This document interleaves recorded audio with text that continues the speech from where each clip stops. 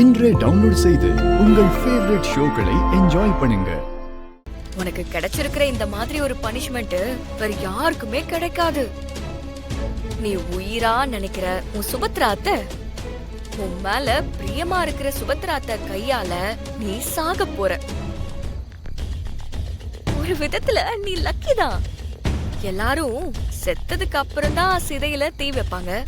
ஆனா உனக்கு நீ உயிரோட இருக்கும் போதே தீ வைக்க போறாங்க. அதுவும் யாரு தெரியுமா? உன் அத்தை. இன்னும் கொஞ்ச நேரத்துல சுபத்ரா அந்த வில்லை எடுத்து நெருப்ப பத்த வச்ச அம்ப ராவணன் மேல வீச போறாங்க. ஆனா அவங்களுக்கு தெரியாது, பத்தி எரிய போறது ராவணன் இல்ல, தன்னோட பாசமான மருமக இசைதான் எரிஞ்சு சாம்பலாக போறான்னு சொல்லிட்டு அவங்களுக்கு தெரியாதுல. இசை சூப்பர்ல. போகி பண்டிகைக்கு வேண்டாத குப்பையெல்லாம் எரிக்கிற மாதிரி உன்னை இன்னைக்கு எரிக்க போறாங்க.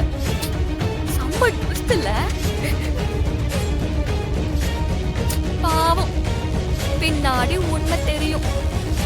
நாம எரிச்சது ராவணன் இல்ல, நம்ம மருமகளை தான் உயிரோட நம்ம கையாலேயே கொளுத்தி இருக்கோன்னு உன் அத்தைக்கு தெரிஞ்ச பிறகு கதறி அழுவாங்க. அது மட்டும் இல்லை செய், அவங்க நீ கர்ப்பமா வர இருக்கன்னு நினைச்சிட்டு இருக்காங்க. ஐயோ, என் மருமகளோட சேர்த்து என் குடும்ப வாரிசையும் எரிச்சிட்டேனேன்னு சொல்லிட்டு காலம் புறா குற்ற உணர்ச்சியில சுபத்ரா அணுவா சித்திரவதி அனுபவிக்க போறா. காலமெல்லாம் அழுது கண்ணீர் சிந்த போறா. நல்லா அழட்டும். அழுது அழுது நடந்தத நினைச்சு நினைச்சு சாகட்டும். அதுதான் நான் கொடுக்க போற தண்டனை. ஓகே இசை, உத்தரவு வாங்கிக்கிறேன். எனக்கு ஒரு வருத்தம் என்னன்னா, இதுக்கு மேல நம்ம ரெண்டு பேரும் பாத்துக்க போறதில்ல. இதுதான் நம்மளோட லாஸ்ட் மீட்டிங். இசை, நான் உன்னை ரொம்ப மிஸ் பண்ணுவேன். என்ன பண்றது? Okay, good bye.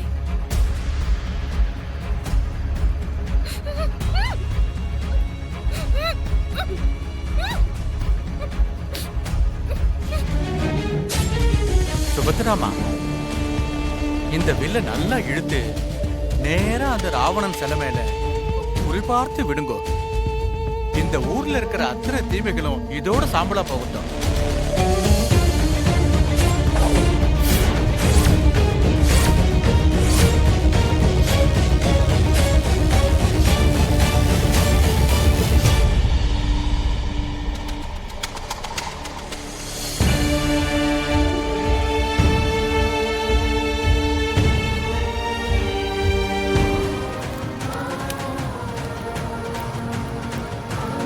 நிக்கிற இடத்தை பார்த்தா அப்போ என்ன ராவண பொம்மையில தான் கட்டி வச்சிருக்காங்களா?